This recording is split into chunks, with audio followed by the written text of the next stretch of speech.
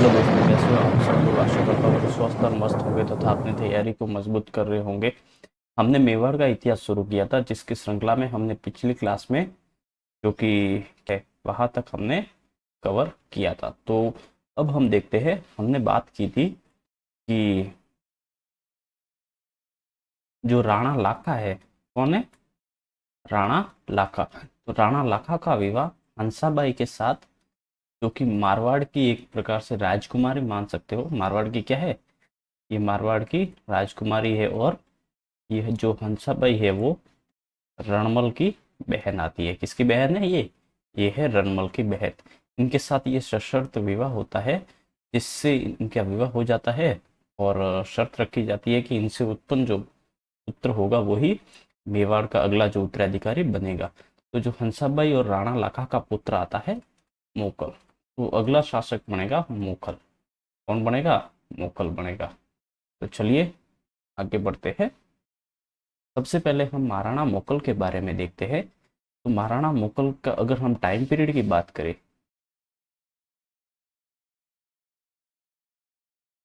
अगर हम मोकल के पिता की बात करते हैं, तो जो मोकल के पिता आते हैं उनका नाम हमें देखने को मिलता है महाराणा कुंभा। क्या नाम है? महाराणा कुंभा।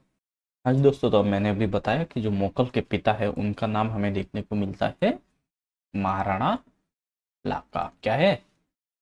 महाराणा जो लाखा थे वो इनके पिताजी थे। अगर हम इनकी माता की बात करते हैं, तो इनकी माता का नाम हमें देखने को मिलता है हंसाबाई। क्या है? हंसाबाई। और इसकी चर्चा करें तो ये मारवाड़ की जो रणमल था उसकी बहन आती है। क्या आती है? रणमल की ये बहन आती है। इनका विवाह किससे हुआ था? तो इनका जो विवाह हुआ था, इसका महाराणा मोकल का अगर हम विवाह की बात करते हैं, तो इनकी पत्नी का नाम हमें देखने को मिलता है सौभाग्य देवी। क्या नाम देखने को मिलता है? सौभाग्य देवी करके देखने को मिलता है। अगर हम चर्चा करें, कि हमने चर्चा की थी कि जो राणा लाखा थे उनके दरबार में दो विद्वान थे, धनेश्वर भट्ट और जोटिंग भट्ट करके। वहीं अगर हम महाराणा मोकल की बात करें, इनके दरबार में भी दो विद्वान हुआ करते थे, जिनका नाम आता है योगेश्वर भट्ट और भट्ट विष्णु करके। क्या नाम है? योगेश्वर योगेश्वर भट्ट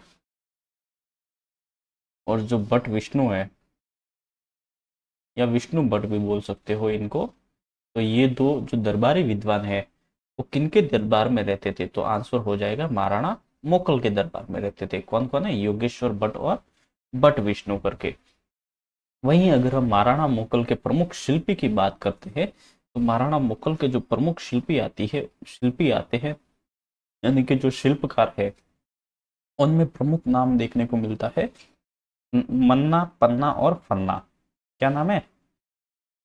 मन्ना, दूसरे का नाम है पन्ना। देखो सारे के सारे ना से रिलेटेड है। तीसरे का नाम आता है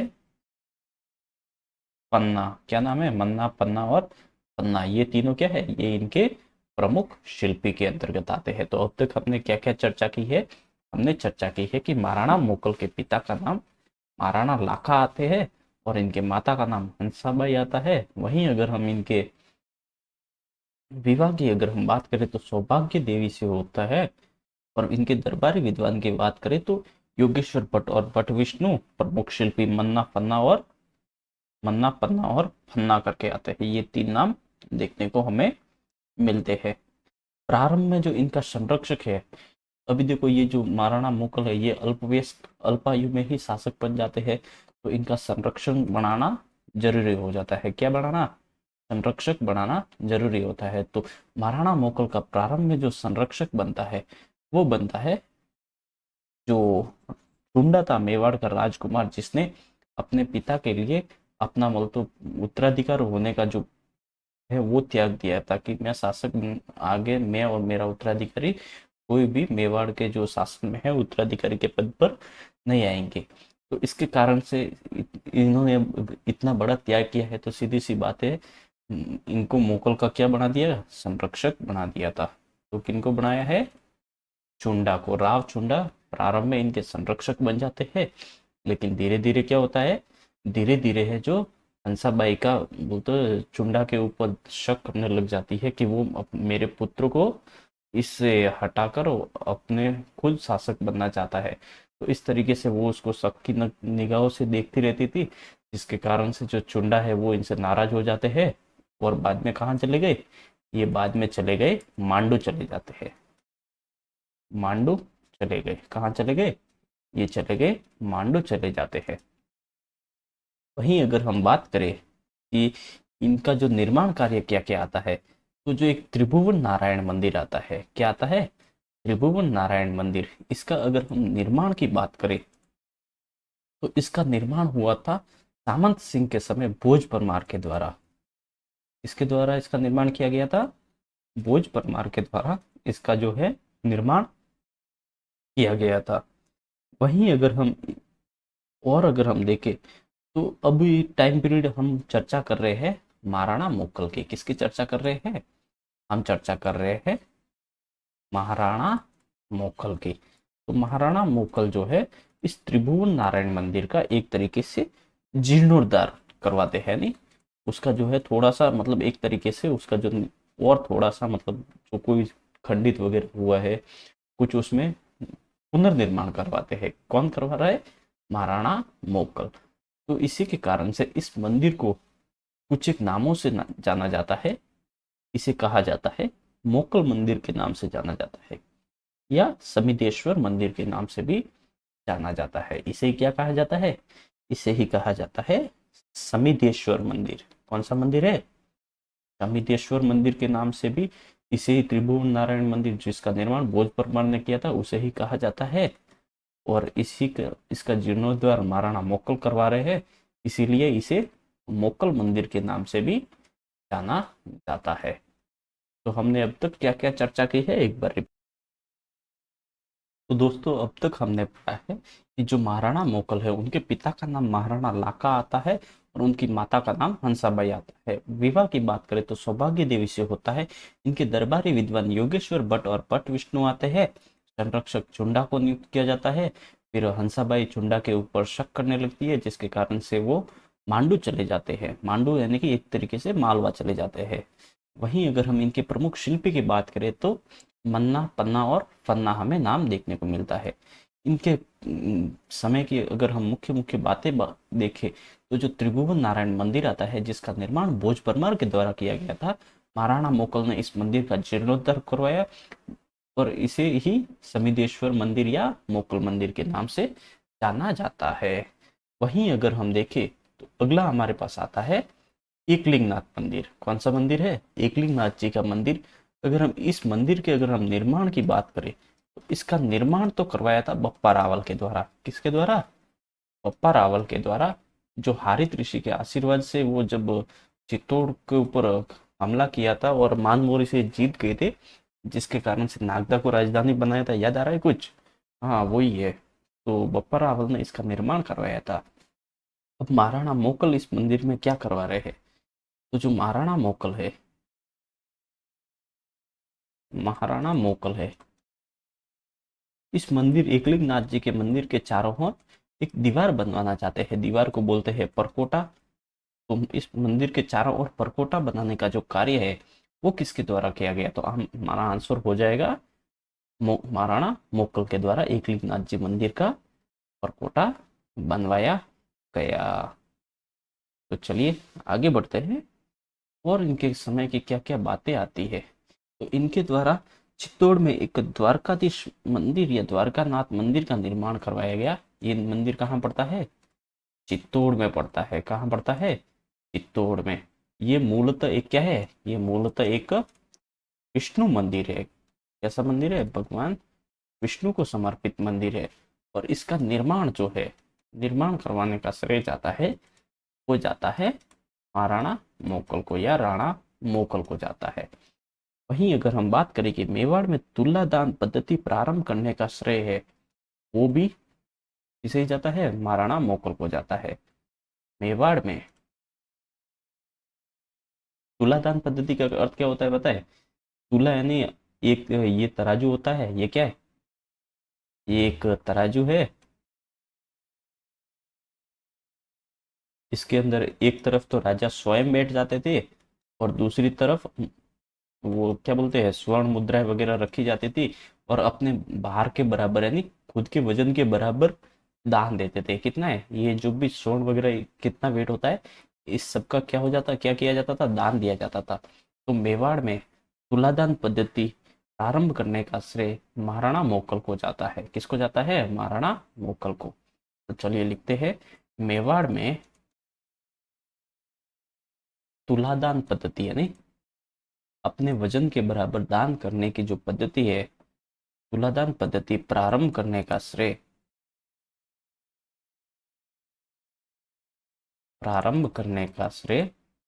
महाराणा मोकल को जाता है। किन्हें जाता है?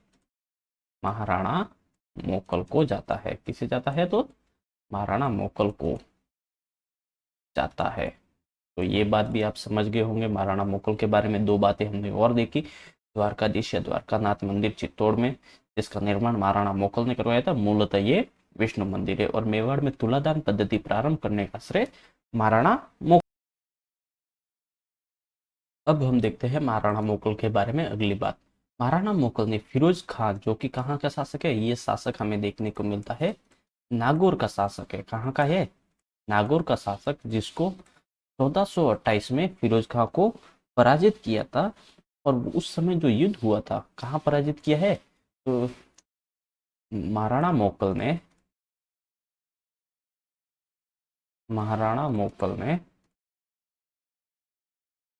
1428 में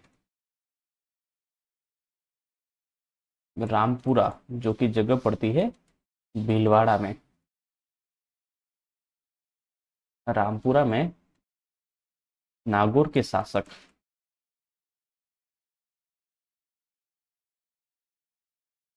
फिरोज खां को पराजित किया। किसे पराजित किया है? फिरोज खां को पराजित किया। तो ये बात भी आप ध्यान में रखेंगे। हमने क्या बात की है? महाराणा मोकल ने 1428 ईस्वी में फिरोज खान जो कि नागौर का शासक था उसको रामपुरा जो कि जगह पड़ती है भीलवाड़ा में, वहां पर रामपुरा का युद्ध होता है। उस जगह पे उससे परास्त करते हैं। कौन परास्त कर रहा है? महाराणा मोकल। किसे कर रहा है? तो फिरोज खान जो कि नागौर का शासक रहता है। कहाँ कर रहा है? तो रामपुरा का युद्ध, या रामपुरा जो कि भीलवाड़ा में जगह पड़ती है वहां पर 1428 के आसपास। वहीं अगर हम बात करें तो इनका विवाह हमने देखा था। इनका विवाह किनसे हुआ था? इनका विवाह हुआ था सौभाग्य देवी से। किनसे हुआ था? इनका जो विवाह हुआ था वो हुआ था सौभाग्य देवी से। और सौभाग्य देवी और मोकल का जो पुत्र आता है उसका नाम हमें देखने को मिलता है महाराणा कुंभा। क्या है? इनका पुत्र आता है वो आता है कुंभा, जो कि एक बहुत बड़ा शासक आता है। अगर हम आगे बढ़ते हैं तो एक अभियान आता है जिलवाड़ा अभियान। कौन सा अभियान आता है? जिलवाड़ा अभियान। तो मैंने आपको पहले एक बात बताई थी कि दो लोग होते हैं, एक होते हैं चाचा और एक होते हैं मेरा। चाचा और मेरा ये दो व्यक्ति है। ये पुत्र आते हैं, एक दासी आती है जिसका नाम आता है खातिन करके। खातिन दासी होती है और ये दासी थी किसकी? जैत्र सिंह जी की। किसकी थी? क्षेत्र सिंह, सॉरी, जो क्षेत्र सिंह जी थे, हमने राणा खेता पढ़ा था, उसकी ये दासी होते हैं। जो महाराणा मोकल है उन्होंने एक बार हंसी मजाक में उनको चिढ़ाने के लिए ऐसे बोल दिया था कि किसी वृक्ष का नाम क्या है, तो वो इस तरीके से ये जो चाचा मेरा है वो नाराज हो जाते हैं और जो है जिलवाड़ा अभियान के दौरान महाराणा मोकल की हत्या कर देते हैं। क्या करते हैं? महाराणा मोकल की हत्या कर देते हैं। तो ये अभियान कब किया है? तो आंसर हो जाएगा 1433 के 1433 के आसपास। तो वहीं अगर हम बात करें कि इस अभियान के दौरान क्या हुआ था, तो इस अभियान के दौरान चाचा मेरा व चाचा व मेरा, चाचा व मेरा तो कौन है? वो मेरा है छत्र सिंह जी के दासी खातिन है, उसके पुत्र थे। चाचा मेरा व मेहपा पवार, तीसरा व्यक्ति कौन जुड़ जाता है? मेहपा पवार ने इस अभियान के दौरान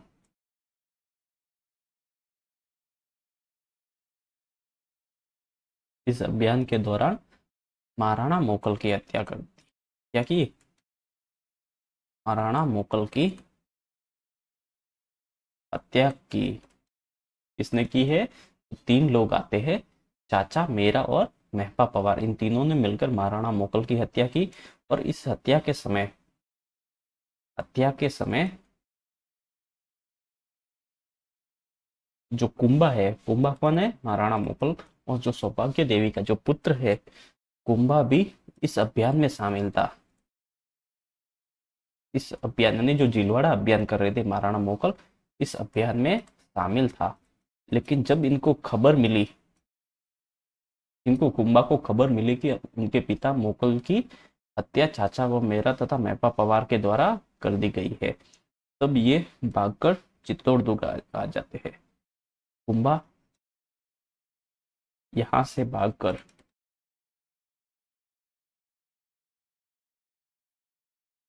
चित्तौड़ दुर्ग आ गए। कहाँ आ गए? चित्तौड़ दुर्ग आ गए। तो इस तरीके से जो है वो महाराणा मोकल का अंत हो जाता है और अगला जो शासक है वो कुंभा बनता है। तो हमने क्या क्या देखा, एक बार रिपीट मारते हैं, रिपीट मारना हमारा फर्ज है। तो चलिए, महाराणा मोकल, पिता महाराणा लाखा। वहीं अगर हम इनके माता की बात करें तो माता का नाम हमें देखने को मिलता है हंसाबाई, और विवाह होता है सौभाग्य देवी से। दरबारी विद्वान की बात करें तो योगेश्वर भट्ट और भट्ट विष्णु। वहीं अगर हम इनके प्रमुख शिल्पी की बात करें तो मन्ना, फन्ना और पन्ना। संरक्षक नियुक्त किया जाता है झुंडा को। हंसाबाई नाराज हो जाती है। हंसाबाई सोचने लगती है कि झुंडा मतलब मोकल को हटाकर खुद शासक बनने के लिए उतारू हो रहा है, तो इसके कारण से ये मांडू चले जाते हैं। त्रिभुवन नारायण मंदिर भोज परमार के द्वारा निर्माण किया गया था। मोकल ने इसका जीर्णोद्धार करवाया गया। इसे समिदेश्वर या मोकल मंदिर के नाम से जानते हैं। वहीं अगर हम एकलिंगनाथ जी मंदिर की बात करें तो निर्माण तो बप्पा रावल के द्वारा, लेकिन मोकल ने यहाँ पर परकोटे का निर्माण करवाया। द्वारकाधीश जो मंदिर है चित्तौड़ में विष्णु मंदिर है और इसका निर्माण महाराणा मोकल ने करवाया था। तुलादान पद्धति मेवाड़ में प्रारंभ करने का श्रेय मोकल को ही जाता है। फिरोज का जो कि नागौर का शासक था, 1428 में रामपुरा के युद्ध में उसे परास्त किया था। मोकल का पुत्र सौभाग्य देवी इनकी पत्नी है और पुत्र हुए कुंभा। जिलवाड़ा अभियान 1433 में किया था, जिसके दौरान चाचा व मेरा जो कि दासी खातिन क्षेत्र सिंह जी की दासी थी, उसके पुत्र थे। और एक और व्यक्ति मिल जाता है महपा पवार। इन तीनों ने मिलकर इस अभियान के दौरान मोकल की हत्या कर दी, जिसके कारण से इस हत्या के समय कुंभा भी इस अभियान में शामिल था और वो डर कर या भागकर कहाँ आ गया? चित्तौड़ दुर्ग आ गया। इससे आगे हम बढ़ते हैं अगले शासक की तरफ।